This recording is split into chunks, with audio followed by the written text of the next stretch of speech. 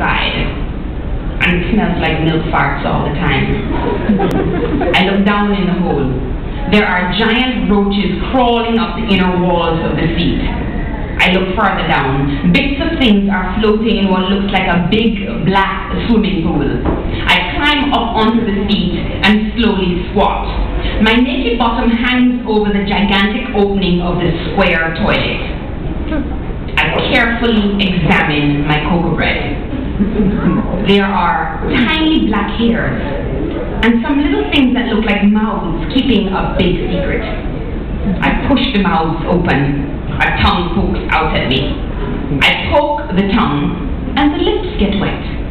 I poke the tongue again and again and again. The lips get wetter and wetter. I'm bouncing up and down so much my foot slips and I fall into the pit.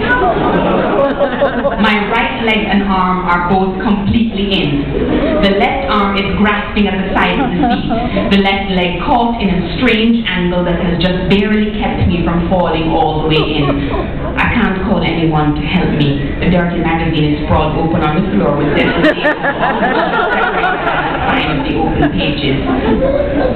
The stench from the waist below makes it difficult to breathe, and there are things I cannot see crawling along my foot.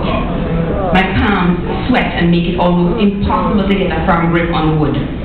It takes me nearly an hour to drag myself up from out of the mouth of the pit. When I finally collapse, shaking and picking pieces of roach legs off my hip and thigh, I know I'm never going to look at my cocoa bread ever again.